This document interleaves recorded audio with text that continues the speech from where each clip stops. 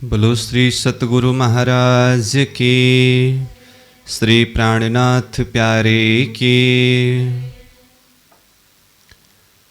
पार नहीं बिच थाल के, गिरदवाए ना चौड़ी तूल। मोहल पहाड़ नहरे सरभर, मुख सिफत कहा कहे बोल। मुख सिफत कहा कहे बोल। तो नूर रांग पार की क्यों कहूँ, जाको सुमार नहीं वार पार। वह मोमिन देखे दिल अरस में, जो दिल अरस परवर दिगार। जो दिल अरस परवर दिगार, तो नूर रांग पार की क्यों कहूँ। अक्षरातीत धामधनी श्रीराज के असीम अनुकंपा के द्वारा तारतम सागर दिव्य वाणी अंतर्गत हम परिक्रमा ग्रंथ के ऊपर चिंतन करते आ रहे हैं।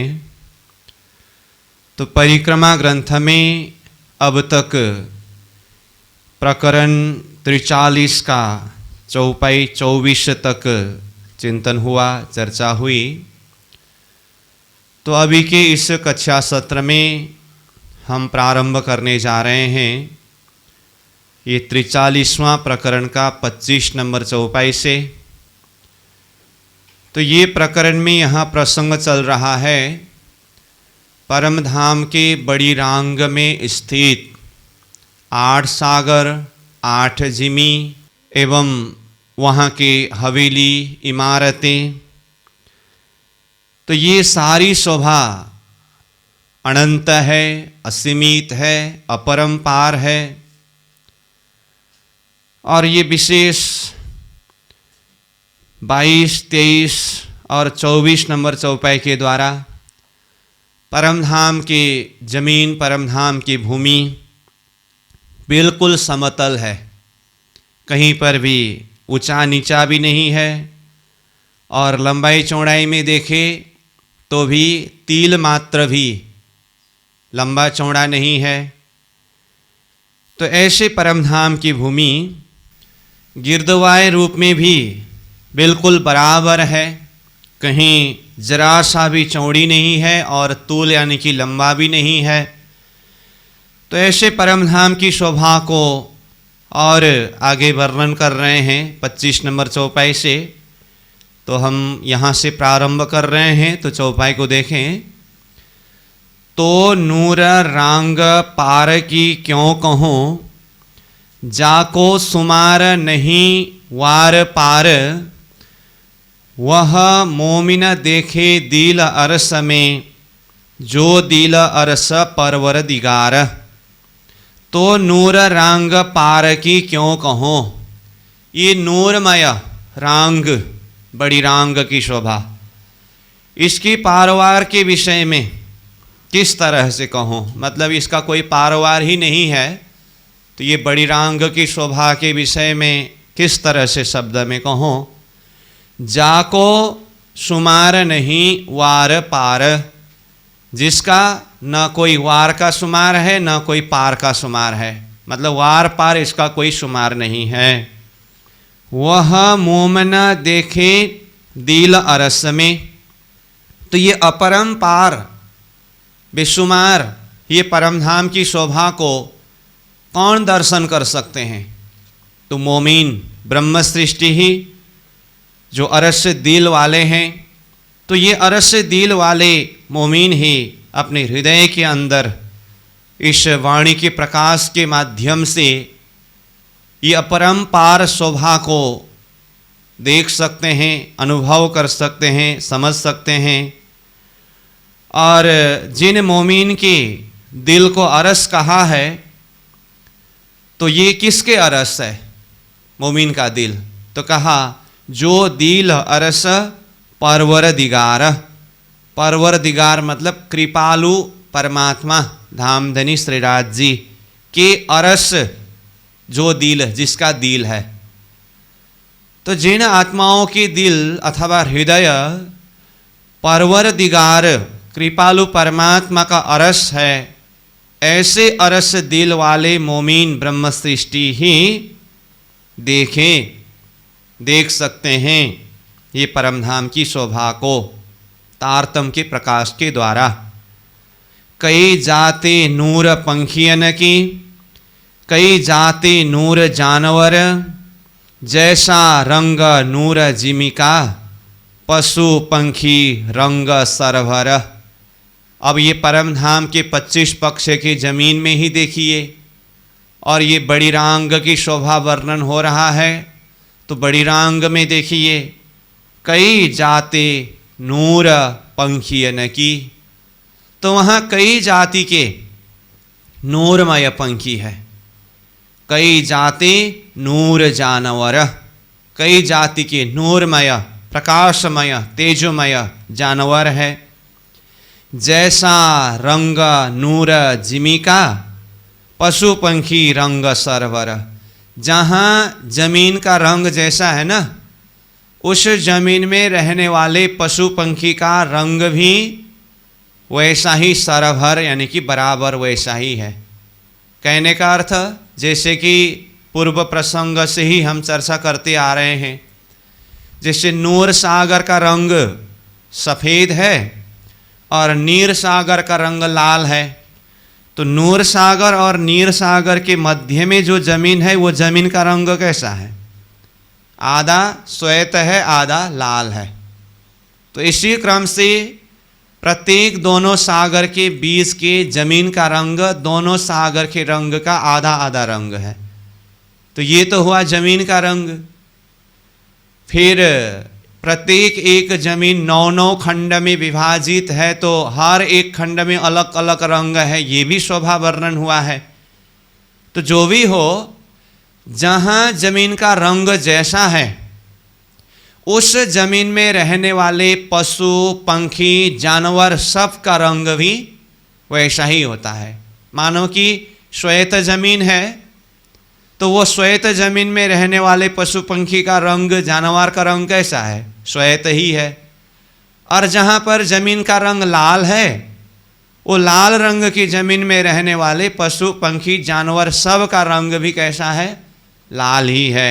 इसलिए कहा जैसा रंग नूर जिमिका। नूर जिमिका मतलब नूरमय प्रकाशमय जमीन का जैसा रंग है, पशु पंखी रंग, पशु पंखियों का रंग भी सरभर मतलब उसी समान अथवा उसी बराबर का ही है, जमीन के रंग की तरह ही है।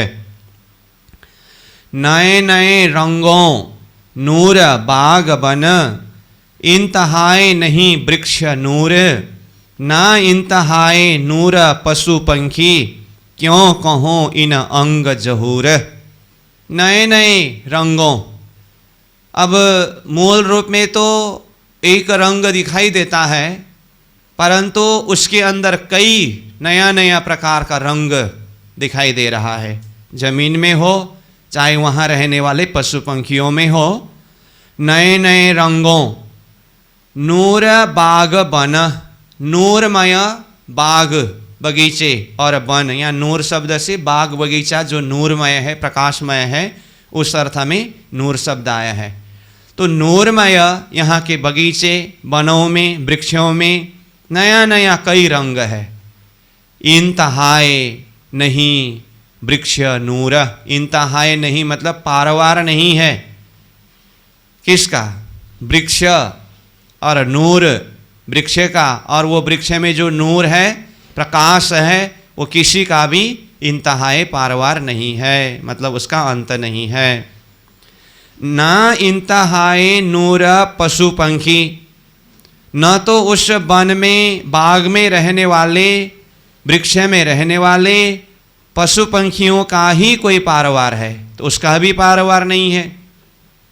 क्यों कहूँ इन अंग जहूर, तो इस अंग से, यह देह के अंग से, अक्ल से अथवा जुआ से क्यों कहूँ, किस तरह से कहूँ। अंग जहूर, ये पशु पंखियों के अंग का जहूर यानी कि प्रकाश, नूर को कैसे कहूँ। नूर जिमी या तूल चौड़ी, इंतहाए न तरफ आवत, कहूँ जुआ अरस गिनती, अंग अरस के जाने सिफत। नूर जिमी या तूल चौड़ी, नूरमय जमीन, परमधाम की जमीन, या तूल, तूल मतलब लंबा, चौड़ी मतलब चौड़ा, परमधाम की जमीन का और उसकी जो लंबाई चौड़ाई का विस्तार है उसका, इंतहाए न तरफ आवत, चारों तरफ जहाँ देखे वहाँ कहीं का भी इंतहाए न, पार नहीं है, अपरंपार है। न तो वो जमीन का पारवार है, न तो उसका लंबाई चौड़ाई का ही पारवार है। कहूँ जुआ अरस गिनती, ये अरस की गिनती को अरस की ही जुआ के द्वारा ही कहा जा सकता है। अंग अरस के जाने सिफत, और इसकी सिफत को कौन जान सकते हैं? अरस की अंग, परमधाम की अंग, परमधाम का अंतस्करण के द्वारा ही ये परमधाम की शोभा, परमधाम की सिफत, महिमा को जान सकते हैं। कहने का अर्थ क्या है?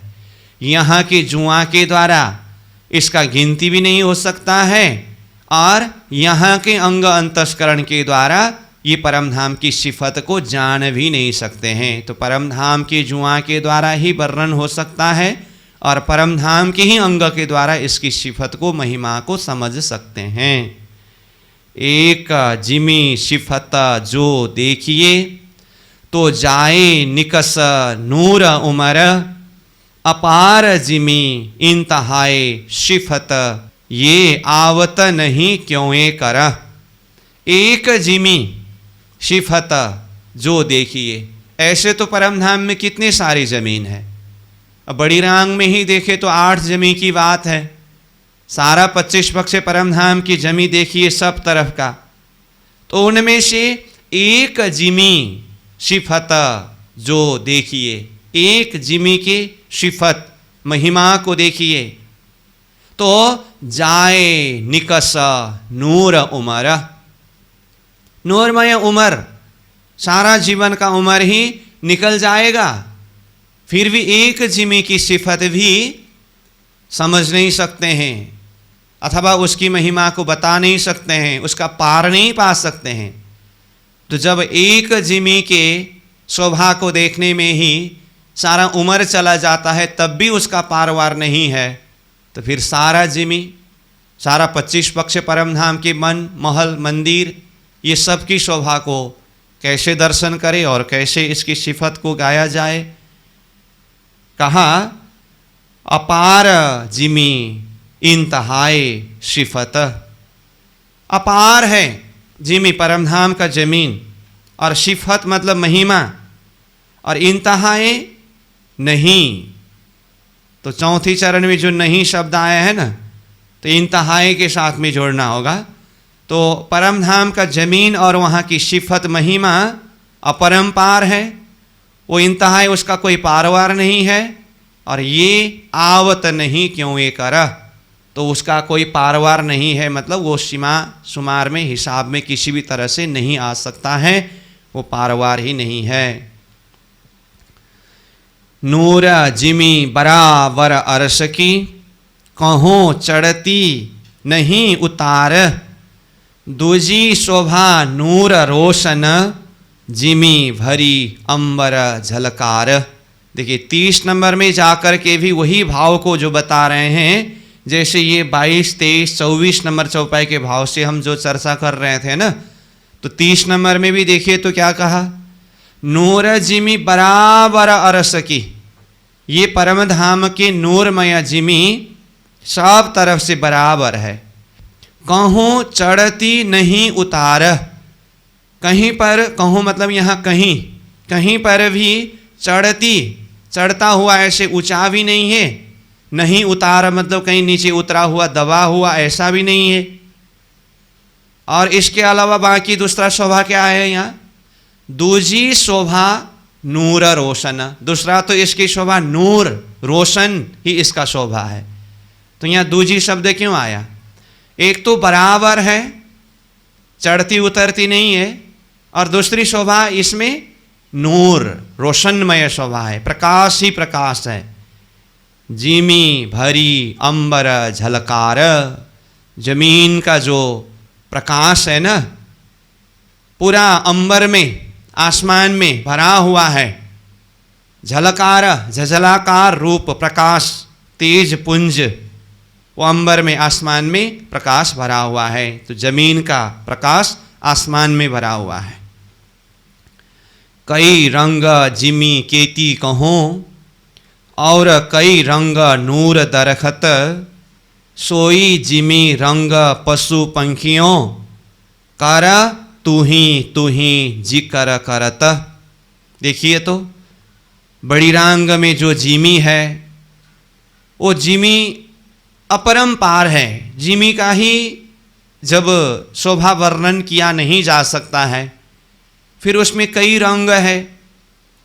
तो जमीन को देखिए, जमीन के रंगों को देखिए, कई रंग जिमी केती कहूँ, कई रंगों की जमीन है, उसको मैं कहाँ तक वर्णन करूँ, वो अपरंपार है।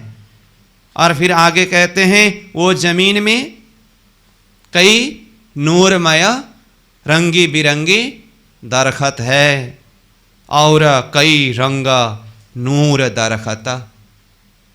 और उस जमीन में कई रंगों के नूरमय दरखत, दरखत मतलब वृक्ष, तो बड़वन मधुवन महावन सब तरफ विस्तार होते हुए, बड़ी रांग में भी जाकर के चारों तरफ विस्तार होकर के फैला हुआ है ना। तो ये तीनों वन है, अन्य भी कई जाति के वृक्ष है, वन है, कई रंगी बिरंगी है उसमें, और कई रंग नूर दरखत, कई रंगों के नूरमय दरखत है।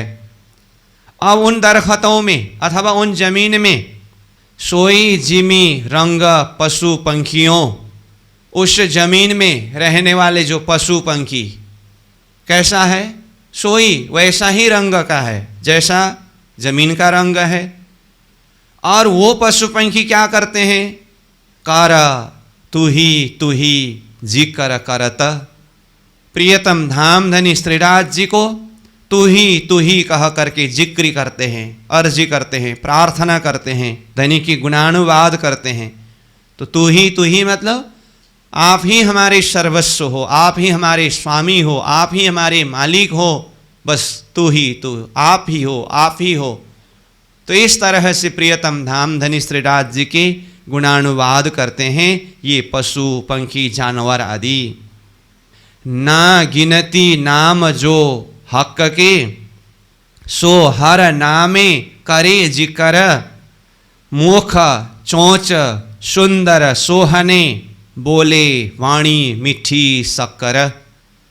ना गिनती नाम जो हक के, प्रियतम धाम धनी श्रीराज जी के कितने नाम है, वो गिनती हो सकता है? वो अनंत नाम है, धनी के नाम का कोई गिनती हो ही नहीं सकता है। तो वाणी में कितने सारे नाम के द्वारा धनी को पुकार किया है अथवा धनी की गुण यश नाम महिमा को गाया है। तारतम मंत्र निज नाम में जो आया हुआ मूल नाम वो तो है ही, उसके अलावा धनी के कितने सारे नाम है वाणी के अंदर ही, वो तो वाणी में उल्लेख हुआ नाम है। और उसके अलावा परम धाम में ही देखे तो धनी के इतने सारे नाम है, उसका कोई पारवार ही नहीं है। इसलिए क्या कहा, ना गिनती नाम जो हक के, हक प्रियतम धाम धनी श्रीराज जी के नाम, और उसका गिनती का कोई पारवार ही नहीं है, मतलब नाम का गिनती ही नहीं हो सकता है। सो हर नामे करे जिकर, अब ये अपरंपार नाम है, परंतु ये पशु पंखियों में ऐसी विशेषता है, हर नाम से धनी की जिक्री करते हैं, अर्जी करते हैं, प्रार्थना करते हैं, धनी के गुणानुवाद गाते हैं। देखिए तो सो वह हर नामे, हर नाम से करे जिक्र, कौन? पशु पंखी जानवर कई नाम से धनी के गुण को गाते हैं। आगे कहते हैं फिर मुख चोंच सुंदर सोहने। ये धनी के गुण गाने वाले पंखियों के, पशुओं के मुख को देखिए। अब मुख कहने से पशुओं का, जानवरों का मुख, और चोंच पंखियों का चोंच। जिस मुख से, जिस चोंच से धनी की गुणानुवाद हो रहा है ना, सुंदर सोहने, सुंदर है। और सोहने शब्द का अर्थ भी सुंदर ही है, सुंदर में भी अति सुंदर है। बोले वाणी मीठी साकर, ऐसी वाणी बोलते हैं। वो वाणी कैसा है? मीठी है। साकर मतलब, साकर का अर्थ क्या है? मिश्री। तो मिश्री जैसी वाणी क्या होता है? तो मिश्री शकर कहने का अर्थ ऐसी मीठी मधुर प्रेम भरी वाणी। यहाँ लक्ष्यार्थ से लेना चाहिए। हाँ, फिर शक्कर जैसा वाणी कैसा होता है? ऐसा नहीं। शक्कर मीठा होता है ना, तो मीठी मधुरी प्रेम भरी वाणी, तो ऐसे वाणी गाते हैं वो। नूर वाओ चलत बहुविध की, सुगंध सोहत शीतल, सब चीजें खुशबोए नूर पूर, जिमी महल वन जल। अब परम धाम की जमीन, महल, वन, जल, इन सब में देखिए, परम धाम में जब शीतल हवा चलते हैं ना, नूर वाओ, नूरमय, वाओ मतलब हवा, पवन, चलत बहुविध की, बहुत प्रकार के। अब देखिए तो हवा भी कई प्रकार के हैं। बहुविध हवा, नूरमय, चलत, चलता है।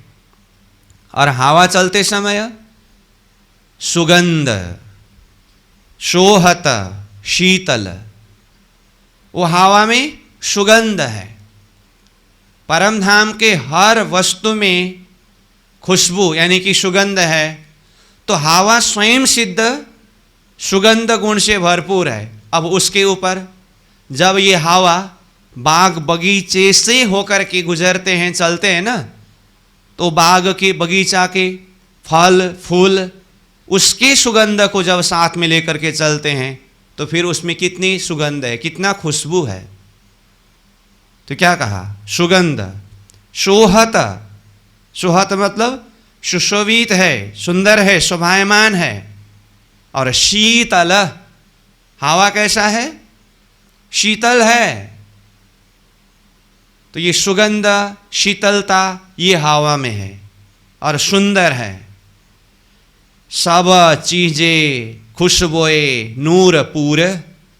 अब यहाँ हवा में सुगंध की बात आई ना, तो ये सुगंध सब चीज में है। ऐसा नहीं कि सिर्फ हवा में ही सुगंध है, सब चीज, जो कुछ भी चीज है, खुशबोए और नूर, सब में नूर है, पूरा पूर्ण है। तो संपूर्ण प्रकार से परिपूर्ण नूरमय खुशबोए सुगंध हर चीज में है। जिमी महल वन जल, चाहे जमीन में देखिए वहाँ पर भी खुशबुएं हैं, महल में देखिए वहाँ पर भी खुशबू है, वन में देखिए, जल में देखिए, सब में नूरमय खुशबुएं यानी कि सुगंध भरपूर है। और हवा चलते समय उसका सुगंध तो है ही। फल फूल वन पशु पंखी बहकत, कोई चीज न बिना खुशबुएं, सदा सुगंध सवे सुखदायक, या की सिफत किन विधा होए।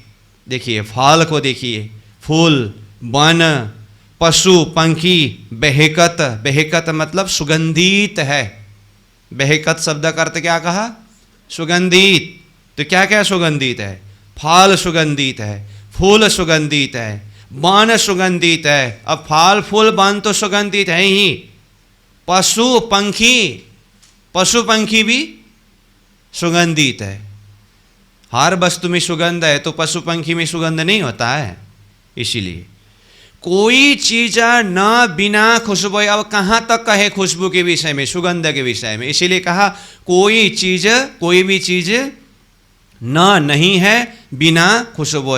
खुशबू बिना का तो कोई चीज है ही नहीं, सब में खुशबू, सब में सुगंध। सदा सुगंध सवे सुखदायक। हर एक वस्तु में देखिए थोड़ी सी समय के लिए सुगंधित किया होगा, ऐसा मत सोचिए। हैं, सदा, सदा कहने से अखंड रूप से, सदा सर्वदा सुगंध, सभी सुखदायक, संपूर्ण प्रकार के सुखदाई है, आनंद प्रदान करने वाला है। या की सिफत किन विध होए। अब इसकी सिफत महिमा किस तरह से हो सकता है। नूर चीज सब चेतन आशक, वाए वादल बीज अंबर, सब विद स्वाद पूर पूरन, सुख जाए ना कहो क्यों ए कर। नूर चीज सब चेतन आशक। देखिए परम धाम की संपूर्ण चीज नूरमय है और चेतन है।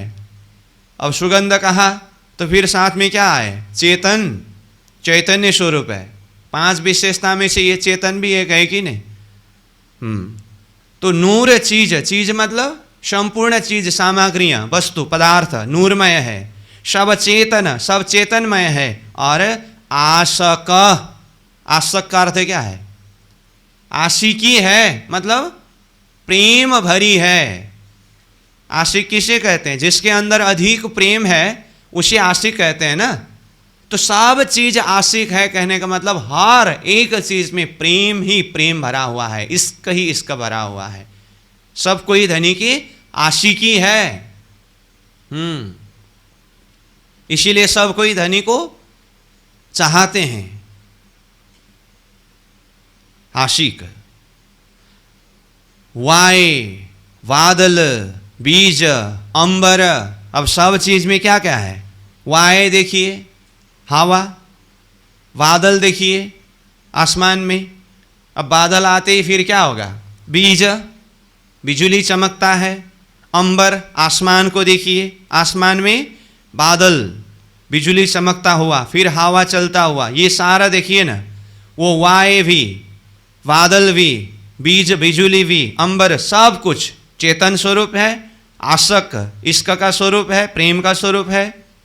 सब विध स्वाद पूरा पूरन, सब प्रकार के स्वाद है इसमें फिर, और पूर्ण, संपूर्ण प्रकार से परिपूर्ण है। सुख जाए ना कहो क्यों ए कर। इन सब के सुख आनंद को किसी भी तरह से शब्द में कहा नहीं जा सकता है।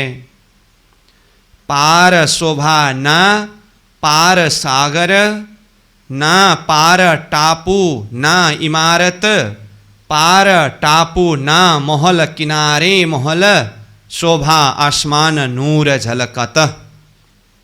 पार शोभा ना पार सागर, न तो वहाँ की जमीन अथवा वहाँ की अन्य संपूर्ण शोभा सामग्रियों की पारवार है, ना पार सागर, न तो वहाँ के सागरों का ही कोई पार पा सकते हैं, ना पार टापू ना इमारत। देखिए टापू शब्द आया ना, तो टापू कहाँ है, प्रत्येक एक सागर में भीतर मध्य भाग में 12,000 की 12,000 हारे टापू महल, जिसका ऊंचाई कितना है, 12,000 भौम ऊंचा है।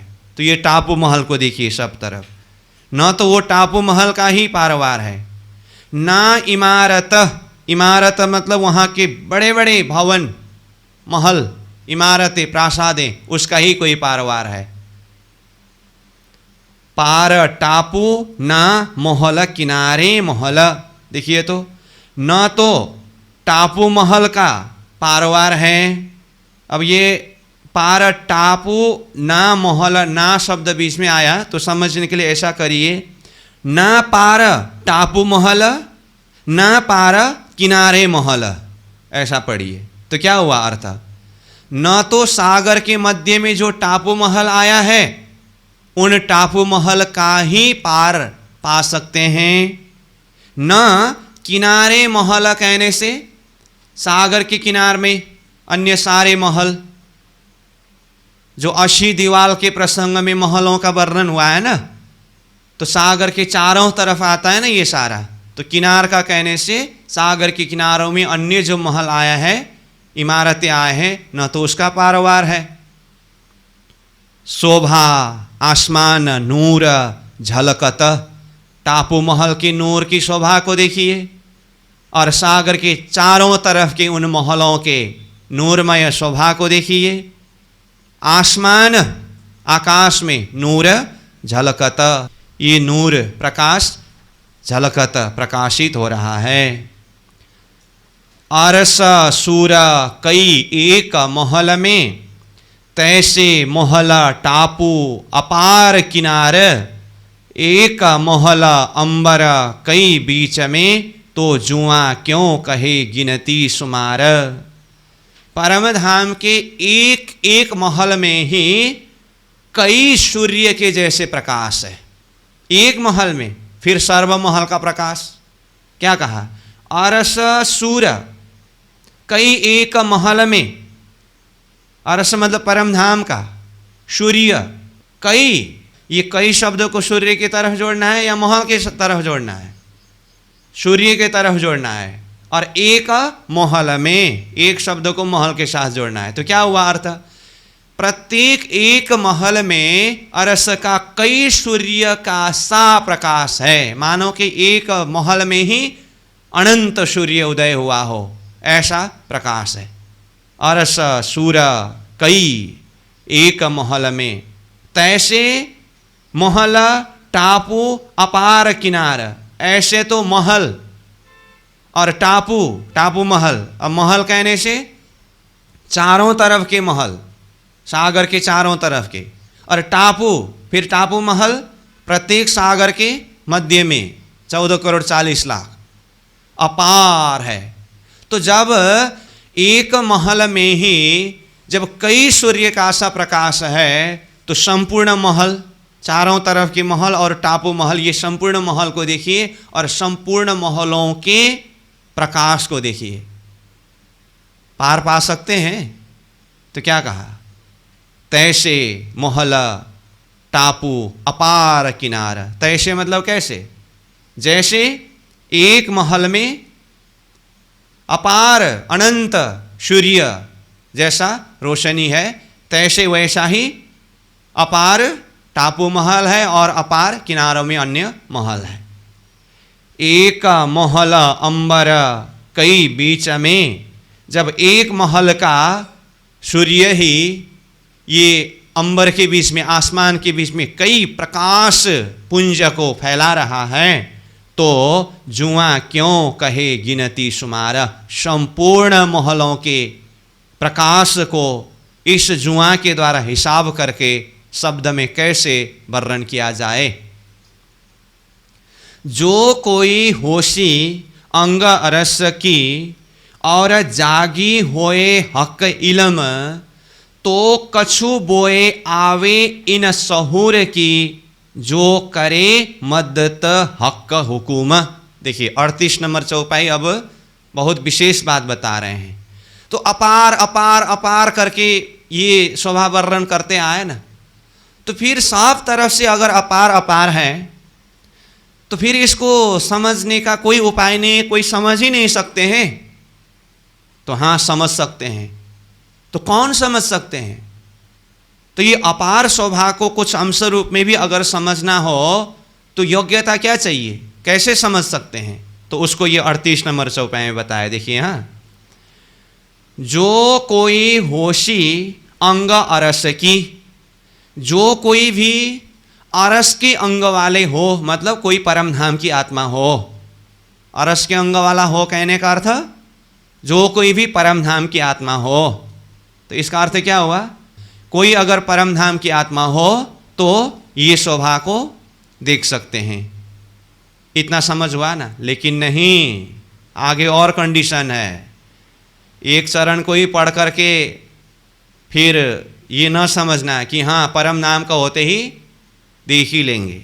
दूसरे चरण में क्या बताया, परम नाम का तो होना ही चाहिए, पहला चरण के द्वारा कहा। अब दूसरे चरण में कहते हैं परम धाम के होने पर भी और जागी होए हक का इलम, परम धाम का होना चाहिए। और क्या होना चाहिए, अगर वो परम धाम की आत्मा हक के इलम के द्वारा जागृत हुआ हो। जागृत किसके द्वारा कहा, हक के इलम के द्वारा। हाँ, जागनी इलम के द्वारा ही हो सकता है। बेशक इलम सीख के ऐसी खेल को पीठ दे, खेल को पीठ देने के मत से जागृत होने के लिए इलम ही चाहिए। इसलिए इलम के द्वारा जागृत हुआ हो तो दो कंडीशन हुआ, क्या क्या, एक तो अरस के अंग वाले हो यानी कि परमधाम की आत्मा हो, और वो परमधाम की आत्मा भी हक के इलम के द्वारा जागृत हुआ हो। और बाकी है तो कछु बोए आवे इन सहुर की, तो मतलब तब, कुछ बोए मतलब सुगंध, सुगंध ही बोल रहे हैं, वो सारा समझ में आएगा ऐसा नहीं बोल रहे हैं। सुगंध का मतलब वो तो अथाह भंडार है, उसमें से थोड़ा सा सुगंध खुशबू आ सकता है। तो कछु बोए आवे इन सहुर की, इस सहुर के द्वारा, हक के इलम के द्वारा, तारतम ज्ञान के द्वारा शहुर करने से कुछ बोए सुगंध आ सकता है। और वो सुगंध आने के लिए और एक कंडीशन बताए, ऊपर दो बताए थे, क्या क्या, अरस का अंग वाले हो और हक के इलम के द्वारा जागृत हुआ हो। और चौथे चरण में देखिए, जो करे मदत हक हुकुम, अगर उस आत्मा को हक के हुकुम का मदद हो अथवा हक अपने हुकुम के द्वारा मदद करे, तो अब तीसरे चरण में आइए फिर, कछु बोए आवे इन सहुर की, इस सहुर के द्वारा कुछ बोए सुगंध आ सकता है। तो चौथे चरण में जो करे मदत हक का हुकुम शब्द आए ना, इसका सार शब्द एक शब्द में कहो तो परमात्मा की कृपा हो। तो हक के हुकुम के द्वारा मदद होने का अर्थ क्या है, परमात्मा अगर कृपा करके हुकुम करके उनको ये परमधाम की सुगंध थोड़ा सा भी अनुभव कराना चाहे तो हो सकता है। अगर हक का हुकुम की मदद न हो तब भी, परमधाम की आत्मा होने पर भी, हक के इलम से जागृत होने पर भी सुगंध मिलेगा नहीं। इसलिए क्या क्या होना चाहिए, परमधाम की आत्मा भी होनी चाहिए, हक के इलम के द्वारा जागृत भी हुआ होना चाहिए, और हक का हुकुम के द्वारा मदद भी होना चाहिए। अगर ये तीनों एक साथ में हो तो कछु बोए आवे, इलम की शहुर के द्वारा परमधाम की कुछ सुगंध आ सकता है।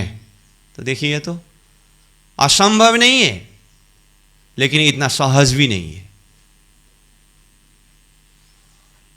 चलिए आगे चलते हैं फिर। पर जो स्वाद हक उरफान में, सो कह ना सके जुआ इन अंग, जो हक मेहर कर दे वही, तो प्याले पीजे हक हादी संग।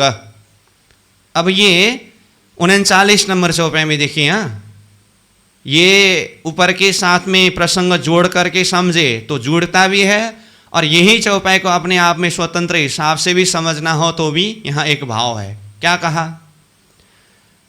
पहले मैं इसको ऐसा अर्थ करता हूँ, तीसरा चरण से उठाता हूँ, ठीक है। जो हक मेहर कर देवही, जो हक मेहर करके कृपा करके देंगे तो तब प्याले पीजे हक हादी संग, हक हादी के संग में ये रूहें प्याले मतलब इसका का प्याला पिएंगे, ठीक है। तो ये प्याला किसके बल पर पिया, हक के यानी कि धनी के मेहर के बल पर पिया, धनी ने कृपा करके दिया, ठीक है। अब पहला, तीसरा और चौथा चरण का अर्थ किया। अब चलिए ऊपर पहला चरण में, पर जो स्वाद हक्क उर्फान में, परंतु जो स्वाद मतलब जो आनंद मस्ती स्वाद, हक्क उर्फान में। उर्फान शब्द का अर्थ क्या है? पहले भी कई बार आया है शब्द, पहचान। इलम के द्वारा हक्क का पहचान करने में जो स्वाद है ना, और उस पहचान के द्वारा ये हक्क का प्याला पीने में जो स्वाद है ना, वो कुछ और है। इसीलिए यहां क्या कहा? पर शब्द से आया ना, परंतु। परंतु मतलब इससे पहले जो बताया उससे अधिक महत्वपूर्ण कुछ बातें बताना हो तो वहां पर शब्द आता है ना, परंतु। परंतु शब्द कहीं प्रयोग होता है, इसका मतलब इसके अब आगे और कुछ विशेष बातें बताने जा रहे हैं। तो अगर ऊपर के साथ ही अगर संबंध जोड़े तो भी परम धाम की आत्मा होनी चाहिए, और हक्क के इलम के द्वारा जागृत हुआ होना चाहिए, और हक्क अपने हुक्म के द्वारा कुछ मदद करे तो कुछ स्वाद सुगंध आ सकता है। आगे कहते परंतु जो स्वाद हक्क उर्फान में, हक्क की पहचान में जो स्वाद है ना, सो कह ना सके जुआ इन अंग, इस अंग के जुआ के द्वारा तो ये कहा नहीं जा सकता है। मतलब इलम, पहचान का महत्व बता रहे हैं यहां पर। तो नीचे के साथ में यानी कि तीसरे चरण चौथे चरण के साथ में जोड़ेंगे, देखेंगे तो जो हक्क मेहर कर दे वही, हक्क परमात्मा मेहर करके कृपा करके देंगे तो प्याले पीजे हक्क हादि संग, आत्माएं हक्क हादि के संग में प्याला पिएंगे। परंतु इसको एकदम अच्छे से समझने के लिए जैसे मैंने बताया, पहले तीसरे चौथे चरण को देख करके फिर पहला चरण को और दूसरा चरण को देखने से ही ये अर्थ प्रकाशित होता है। तो इसमें क्या हुआ? परमात्मा कृपा करके दे, तो परमात्मा की कृपा तो है, वो तो कृपा से पाया हुआ है, उसमें भी स्वाद तो है, लेकिन हक्क उर्फान में, हक्क की पहचान होकर के, इलम के द्वारा पहचान होने में जो स्वाद है, जो मस्ती है, जो आनंद है, उसको शब्द के द्वारा कहना संभव नहीं है। तो इसका अर्थ क्या हुआ? कृपा में क्या है? बस कृपा ही है, अपनी तरफ से करनी तो नहीं है ना। तो ये उर्फान में क्या है? पहचान में। पहचान के लिए क्या चाहिए? इलम चाहिए। तो इलम के लिए अपनी तरफ से मेहनत कितना होना चाहिए? तो उसमें अपनी तरफ से करनी है कि नहीं? करनी माफक जब कृपा होता है ना, वो कृपा में अधिक स्वाद होता है। वैसे भी विचार करिए ना, ऐसे ही फ्री में मिला हुआ चीज जितना महत्व उसका होना चाहिए इतना नहीं होता है। ऐसे ही मिला है, क्या है, आया तो जाएगा। उसी चीज को अपनी तरफ से बहुत मेहनत करके परिश्रम करके अगर प्राप्त किया हो तो फिर उसका महत्व तो इस दृष्टि से पढ़ना होगा। चलो आगे चलते हैं। अब हाका मेहरा बड़ी न्यामत, रूहा जिना छोड़े यह उम्मीद, ये फल सब बंदगी का, जो कहे मुतलक अरस भेद। हक का मेहर बड़ी न्यामत। अब हक की मेहर, इसको कोई साधारण संपत्ति, साधारण खजाना न समझ। न्यामत मतलब धन। हक के मेहर जो है वो न्यामत धन है, परमात्मा की कृपा। रूह जीना छोड़े यह उम्मीद, उम्मीद मतलब चाह, ये उम्मीद नहीं छोड़ते हैं आत्मा रूह कि हमें धनी कृपा करेंगे। ये चाह आत्मा कभी भी नहीं छोड़ते हैं। क्यों? क्योंकि धनी कृपावान है, मेहरवान है, वो तो कृपा करेंगे ही। बस रही बात अपनी तरफ से कृपा पात्र बनने की, वो तो कृपा करेंगे ही। इसलिए वो आस को नहीं छोड़ते, उम्मीद को नहीं छोड़ते हैं। ये फल सब बंदगी का, ये जो परमात्मा की कृपा रूपी फल जो है ना, ये किसका फल है? किसके द्वारा प्राप्त होगा? वो बंदगी का, बंदगी के द्वारा है। इसलिए कहा ना, धनी तो कृपावान है, मेहरबान है, इसलिए वो तो कृपा करेंगे ही, लेकिन उसके लिए योग्य पात्र बनने के लिए, तैयारी के लिए क्या चाहिए? अपनी तरफ से बंदगी तो चाहिए। इसलिए कृपा रूपी फल जो प्राप्त हुआ है, तो ये फल किसके आधार पर प्राप्त हुआ? बंदगी का।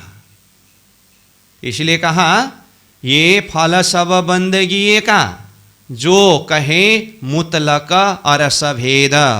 जो जिसको कहे, कहा है अथवा कहा मुतलक, निश्चय ही अरस भेद, ये अरस का भेद, अरस का रहस्य ये कहा गया है। भेद मतलब यहाँ क्या है? रहस्य अथवा भेद, वास्तविकता ये है। तो वास्तविकता क्या है? बंदगी करने वाले के ऊपर धनी कृपा करेंगे। सार रूप में कहे तो यही है। तो इसका अर्थ क्या हुआ? बंदगी के बिना कृपा नहीं होगा। अब इस विषय में तो जानते ही है, पहले भी कई प्रसंग में चर्चा करके आए हैं। शरणागति के बिना न सद्गुरु की कृपा ही होगी, न तो परमात्मा की कृपा ही होगी। पहले शरणागति। इंद्रावती की शरणागति को देखिए तो, ज्यों जानो त्यों रखो धनी तुम्हारी मैं, अब कहने को भी ना कछु कहाँ कहूँ तुमसे। ये किस दर्जा की शरणागति है? किस दर्जा की समर्पण है? ऐसे ही धनी ने इंद्रावती के ऊपर इतना सारा कृपा किया है। ये चौपाई कहाँ का है? खिलवत ग्रंथ का चौपाई है। खिलवत ग्रंथ के द्वारा ये शरणागति, ये समर्पण का पराकाष्ठ जब इंद्रावती के द्वारा धनी के प्रति व्यक्त हुआ, उसके बाद जब धनी की कृपा हुई, तब परिक्रमा सागर श्रृंगार ग्रंथ, जिसमें इंद्रावती को परम धाम 25 पक्ष का श्री राज्य के स्वरूप श्रृंगार सारा झझलाकार रूप से दर्शन हुआ, प्रत्यक्ष हुआ। तो यहां से भी स्पष्ट रूप में दिखाई देता है कि पूर्ण समर्पण के बिना, शरणागति के बिना वो पूर्ण कृपा हो नहीं सकता है। इसलिए इससे पूर्व प्रसंग में भी बीच में आया था प्रसंग, तब भी मैं संकेत कर रहा था कि हम जितना बीज बोते हैं, जैसा बीज बोते हैं, वापस फल उससे कई गुना अधिक होकर के आता है। तो अपने तरफ से बीज तो बोना पड़ेगा ना। तो सामने में हम श्रद्धा रूपी बीज बोएंगे तो वही फल कृपा के रूप में आएगा। शरणागति बीज जब हम बोएंगे तो वही फिर कृपा के रूप में कई गुना विस्तार होकर के आएगा। ये चीज़ को लोग समझ नहीं पाते हैं, तो फिर कोई लोग परमात्मा को ही स्वार्थी कहते हैं, कोई लोग गुरु को ही स्वार्थी कहते हैं। बस कहने का अर्थ, परमात्मा भी तो शरणागत के आधार पर ही कृपा करते हैं ना। हर किसी को समान कृपा करना हो तो फिर यहाँ 14 लोक ब्रह्मांड के व्यवस्था में भी स्वर्ग और नर्क क्यों बनाया? सब तो ममी वांशु जीव लोके जीव भूत सनातन कहा है भगवान ने भी, सब मेरा ही अंश है। जब मेरा ही अंश है तो फिर किसी को नरक में, किसी को स्वर्ग में, किसी को वैकुंठ में, ये लोका विभाजन क्यों हुआ फिर 14 लोक की व्यवस्था में? तो समान कृपा करने वाले को तो फिर सबको एक ही दर्जा की कृपा होनी चाहिए, नहीं हुआ। तो उसके कर्म माफक किसी को नरक भी भेजना होता है, कर्म माफक किसी को स्वर्ग भी भेजना होता है, कर्म माफक किसी को वैकुंठ भी भेजना होता है, यहाँ की व्यवस्था में भी। इसलिए परमात्मा को कभी भी पक्षपाती करके ये दोष न देना। हाँ, यही सूत्र है सद्गुरु स्वरूप में भी। सामने वाला शिष्य की शरणागति, उसकी भाव, श्रद्धा, समर्पण, उसको देख करके कृपा किया जाता है। ज्ञान प्रदान करने में भी वही है। ये ज्ञान का लेन देन तो और इतना मुश्किल की चीज़ है। मैंने पहले भी थोड़ा संकेत किया था। ज्ञान देने में अगर पात्र हो, उसको अगर ज्ञान नहीं दिया तो भी नुकसान, अपात्र हो और वहां ज्ञान चला गया तो भी नुकसान। कितनी मुश्किल की बात है। ज्ञान दे तो रहे हैं, लेकिन सामने में भस्मासुर जैसे हो तो फिर अब क्या होगा? समझ में आई बात? इसलिए पक्षपात कहीं पर भी नहीं होता है, बस सामने वाला के शरणागति के हिसाब से, बंदगी के हिसाब से वही कृपा होती है। तो यहाँ क्या कहा गया? ये फल सब बंदगी का, ये मतलब क्या? ऊपर बताया हुआ मेहर, कृपा, हक मेहर बड़ी न्यामत कहा ना, वो हक के न्यामत रूपी फल सब बंदगी का, ये बंदगी का फल है। जो कहे मुतलक अरस भेद, इसी को परम धाम का भेद रहस्य बताया गया है। ऐसा है। चलो आगे चलते हैं। जिन दिला हुआ अरस हक का, सोई लीजो इन अरस सहूर, कहे हक हुकुमा ये मोमिनो, नूर पर नूर सिर नूर। जिन दिल हुआ अरस हक का, जिसका दिल ही हक का अरस हुआ। किसका दिल हुआ हक का अरस? ब्रह्म सृष्टि का हृदय, राज्य का अरस है, धाम है। सोई लीजो इन अरस सहूरा, सोई मतलब वही अरस दिल वाले सखियां ब्रह्म सृष्टि ही, लीजो, लीजो मतलब लेओ, लेओ मतलब ले सकते हैं। इन अरस सहूर, इस अरस को, ये परम धाम की शोभा को, सहूर मतलब सहूर के द्वारा, इलम के द्वारा सहूर करके ये परम धाम की सारी वैभव न्यामत को ले सकते हैं। कौन? अरस दिल वाले। कहे हक हुकुमा ये मोमिन, हक के हुकुम के द्वारा ये अरस का भेद मोमिनों के वास्ते कहा गया है। और वो अरस कहाँ है? नूर पर नूर शिर नूर। तो नूर पर नूर शिर नूर कहाँ है? हद पार बेहद, बेहद पार अक्षर, अक्षर पार वतन, ये तो पता है ना अर्थ। बस वही यहाँ देखिए, नूर हद के भूमि से परे बेहद रूपी नूर, पार नूर अक्षर रूपी नूर, से पर नूर अथवा नूर की शीर, अक्षर से भी शीर ऊपर शिखर में, अक्षरातीत परम धाम। उस परम धाम को हक के हुक्म के द्वारा मोमिन के वास्ते जाहिर किया गया है। इन नूर रांग की रोशनी, क्यों कहो जुआ इन मुख, द्वार द्वारी कलश कंगुरे, ये ले हक हुकुमे मोमिन सुख। अब वो परम धाम की बड़ी रांग में जितने भी इमारतें हैं, प्रासादें हैं, हवेलियां हैं, महल है, उनमें बने हुए द्वार दरवाजे हैं, कलश कंगुरे हैं, वो सब की नूर प्रकाश हक के हुक्म के द्वारा किस तरह से जाहिर किया गया? कहते हैं इन नूर रांग की रोशनी, ये नूरमय रांग, बड़ी रांग की रोशनी प्रकाश। क्यों कहो जुआ इन मुख, इस मुख के जुआ से किस तरह से कहूँ? द्वार द्वारी कलश कंगुरे, द्वार बड़े बड़े दरवाजे, द्वारी छोटे छोटे दरवाजे, द्वार द्वारी हो गया। कलश, अब ऊपर देखिए सब में, गुर्ज के ऊपर कलश, और कंगुरे ऊपर चांदनी में ही कंगूरों की शोभा देखिए। अब कलश कहने से गुर्ज के ऊपर भी कलश है, गुमटियों के ऊपर भी कलश है, कंगूरों के ऊपर भी कलश है। तो दरवाजे, बड़े बड़े दरवाजे, छोटे छोटे दरवाजे, कलश को देखिए, कंगूरों को देखिए, मतलब सब चीज़ को देखिए।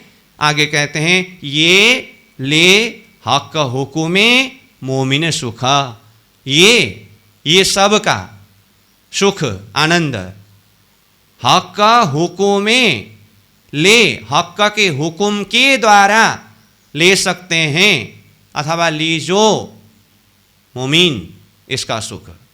तो ये जो भी शोभा वर्णन किया ना, इस शोभा के अथवा यहाँ के सुख को प्राप्त करने के लिए क्या चाहिए?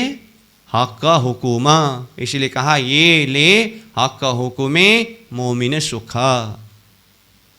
है तो ये मोमिन का ही सुख है, लेकिन अब छोड़ के आए तो फिर उसको प्राप्त करने के लिए हक का हुकुम चाहिए। हुकुम के द्वारा ही इस सुख को ले सकते हैं, प्राप्त कर सकते हैं, अनुभव कर सकते हैं। दोए दोए गुर्ज बीच द्वार के, दो दो छोटी द्वारी के, ये छोटे बड़े मेहराब जो, शोभा क्यों कहूँ सिफत ये। देखिए अब दरवाजा के दोनों तरफ देखिए तो दोए दोए गुर्जा, दो दो गुर्ज है। बीच द्वार के, बीच द्वार के मतलब अब गुर्ज के हिसाब से देखेंगे तो दरवाज़ा बीच में होगा, और दरवाज़ा से देखेंगे तो गुर्ज तो दाएं बाएं होगा ना। कौन सी गुर्ज की बात कर रही है? दरवाज़ा, और दरवाजे के दाएं बाएं चौखुटी चबूतरा, वही चौखुटी चबूतरा में फिर गुर्ज बनते हैं ना। पुखराज जी में भी यही शोभा वर्णन हुआ था, माणिक पहाड़ में भी यही शोभा वर्णन हुआ था, यही यहाँ बड़ी रांग में आकर के भी वर्णन हो रहा है। तो जैसे कि एक हवेली में 12,000 की 12,000 हारे 14 करोड़ 40 लाख हवेलियाँ कहा ना, और बाहर तरफ किनार से देखेंगे तो एक ही दिशा में कितने हवेलियाँ आते हैं? 12,000 हवेलियाँ हैं। तो प्रत्येक एक हवेली के जो मध्य में दरवाज़ा है, वो दरवाजे के दाएं बाएं चौखुटी चबूतरा है, चौखुटी चबूतरा में गुर्ज बना है। तो एक दरवाजा के दाएं बाएं कितने गुर्ज हुए?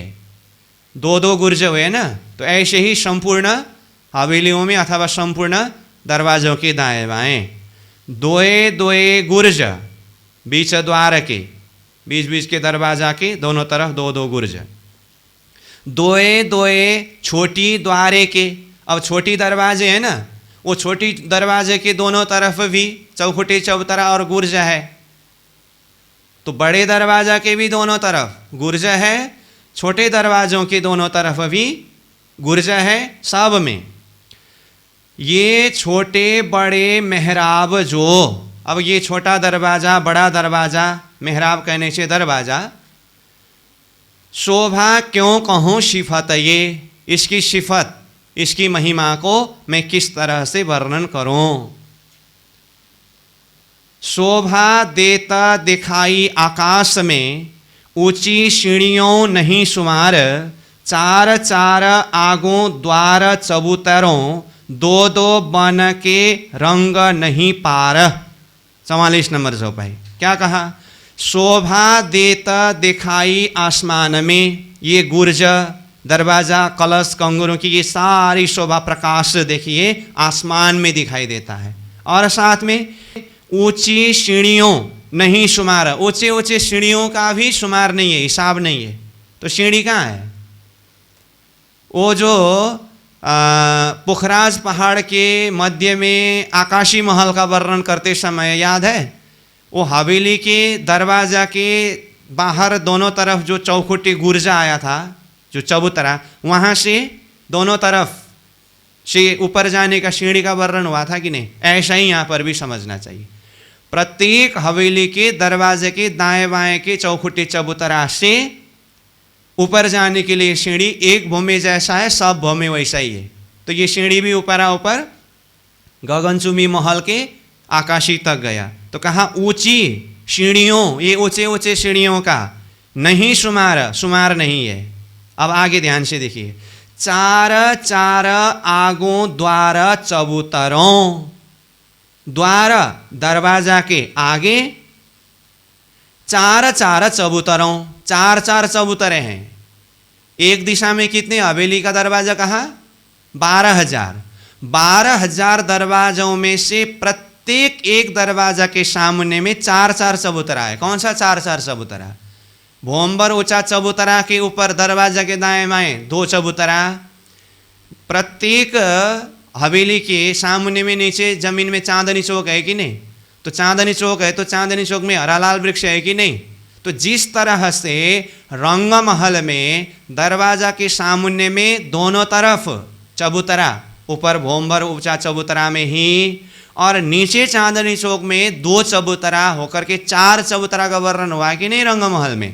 ठीक इसी तरह से यहाँ 12,000 हवेली एक दिशा में है। प्रत्येक एक हवेली के प्रत्येक एक दरवाजा के सामने में नीचे जमीन का चांदनी चौक का 2 चबूतरा, ऊपर का 2 चबूतरा करके 4 4 चबूतरा हर दरवाजा के सामने में है।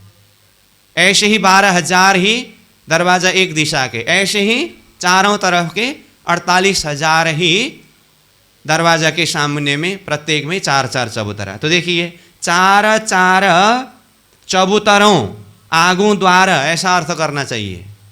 हाँ, 2-2 बन के रंग नहीं पार, तो 2-2 चबूतरा, प्रत्येक दरवाजा के सामने के 2-2 चबूतरा कौन सा है? नीचे बन के जमीन का, जिसमें एक में हरा वृक्ष है और दूसरा में लाल वृक्ष है, और ऊपर का 2 तो है ही, तो दोनों मिला के 4 हुआ था।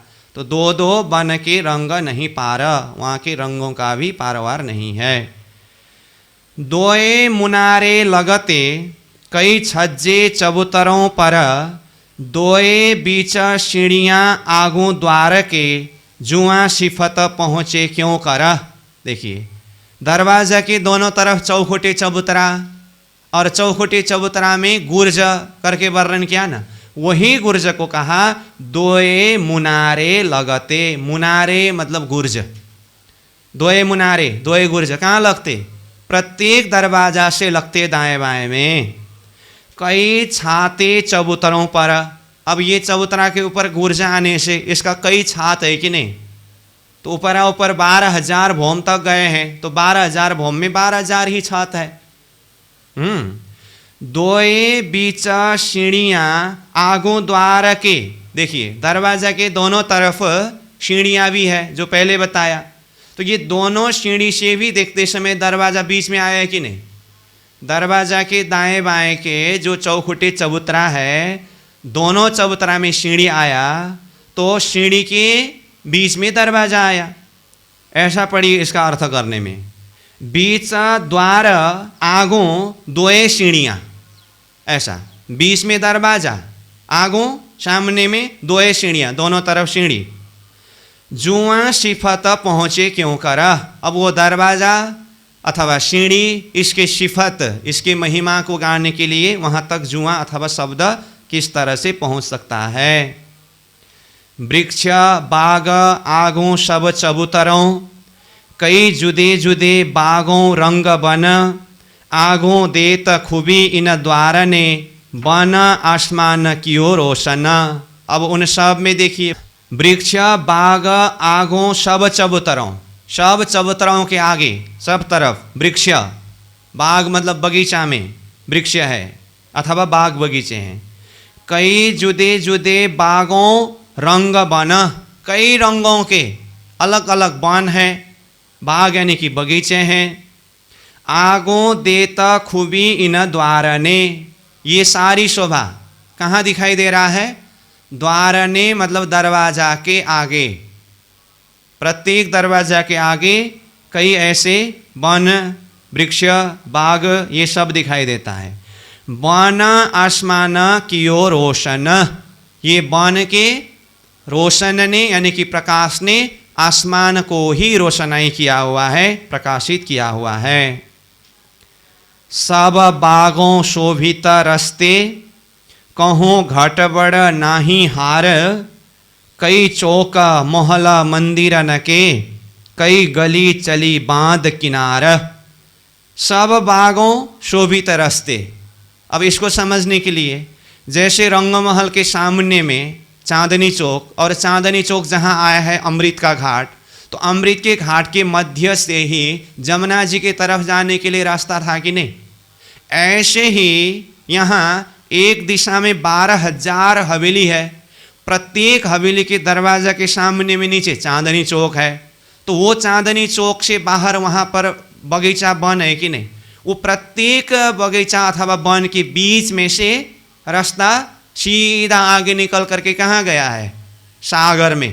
तो चारों तरफ से रास्ता जाने से सागर में जाने के लिए ये रास्ता है, तो सागर से देखते समय चारों तरफ रास्ता, चारों तरफ वो चांदनी चौक और चारों तरफ की ये हवेलियाँ, सारी शोभा दिखाई देता है। इसलिए कहा सब बागों शोभित रास्ते, सब बाग में बगीचों में रास्ता शोभायमान है। कहूँ घट बड़ नहीं हार, ऐसे हार कतार में सुशोभित है, कहीं पर भी कहीं गड़बड़ नहीं है, छोटा बड़ा भी नहीं है और ज़्यादा कम भी नहीं है। कई चौक मोहल्ला मंदिर न कई, अब वहाँ देखिए कितने सारे चौक है, कितने सारे महल है, कितने सारे मंदिर है, कई गली चली बांध किनारा, कई गलियां चली गई है। बांध मतलब एकदम हार कतार में, किनार में बांधती हुई। अब किनार कहने से महलों के, हवेलियों के किनार की तरफ भी है, और वही गली सीधा जा करके सागर के किनार तक भी पहुंचा है। तो इस तरह से कई गली चली बांध किनार, तो ऐसा समझ लीजिए हवेली की किनार से लेकर के सागर के किनार तक गली हार कतार रूप में लाइनबद्ध होकर के गया है। तो इस तरह से ये 47 नंबर चौपाई तक हुआ। तो अभी हम यहीं पर विश्राम करेंगे, फिर अगले कक्षा सत्र में 48 नंबर चौपाई से आगे चलेंगे। सब बागों शोभित रस्ते,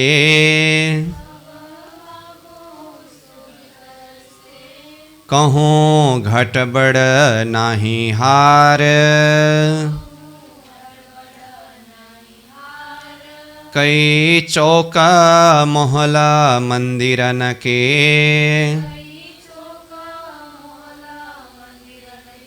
कई गली चली बांध किनार, कई गली चली बांध किनार। बोलो श्री प्राणनाथ प्यारे की प्रणाम।